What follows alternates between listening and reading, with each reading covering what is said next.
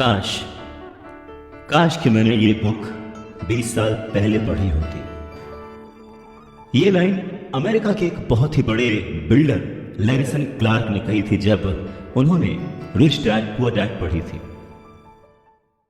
वक्त ऐसे ही बीत जाता है और हम काश में फंसे रह जाते हैं। ऐसी बहुत सारी चीजें हमें जब पता लगती हैं जिससे हमारी लाइफ बदल सकती थी, हमें कुछ सीखने को मिल सकता था, हमें तरक्की करने को मिल सकता था, पर वक्त बीत चुका होता है और बस रह जाता है तो ये एक काश कि मैंने ये कर लिया होता। नमस्कार, मैं हूं अवधेश श्रीवास्तव और आज हम चर्चा कर रहे हैं रॉबर्ट टी कियोसाकी की लिखी book rich dad poor dad पर। इस किताब में कियोसाकी ने अपने दो पिताओं का रेफरेंस लिया है, एक जो रिच डैड थे जिनके पास बहुत पैसा था और एक जो पुअर डैड थे। रॉबर्ट कियोसाकी अपने दोनों पिताओं को, दोनों डैड्स को बराबर का सम्मान देते थे और उनके जो दोनों पिता थे वो भी उन्हें उतना ही प्यार करते थे। बहुत सारे लोगों के सवाल हो सकते हैं कि एक ही वक्त पर एक इंसान के दो पिता कैसे हो सकते हैं, या कोई और क्वेश्चन। मुझे लगता है कि हम अगर इस बात पे ध्यान दें कि रॉबर्ट कियोसाकी हमें समझाना क्या चाहते हैं तो हमारे लिए फायदे की बात होगी।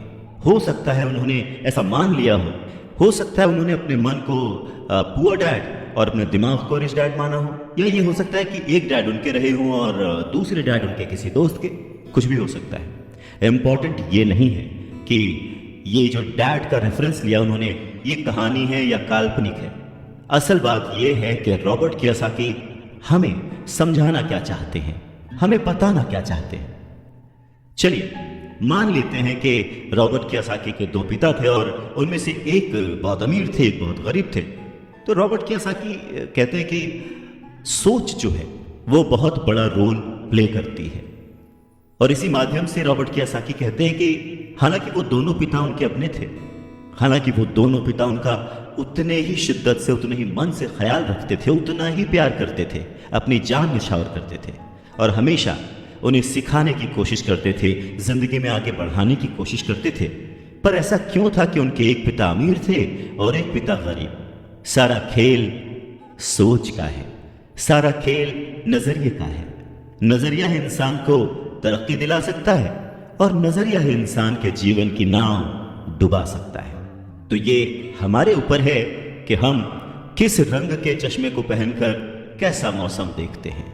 किसी शायर ने क्या खूब कहा है कि जैसा दर्द हो वैसा मंजर होता है। अरे मौसम तो इंसान के अंदर होता है, और उसी अंदर के मौसम को हमेशा बनाए रखने, अपने आप को पॉजिटिव रखते हुए, अपना नजरिया सकारात्मक रखते हुए अगर हम आगे सोचें तो कुछ अच्छा तो जरूर होगा। बातें और भी हैं, सुनते रहिए।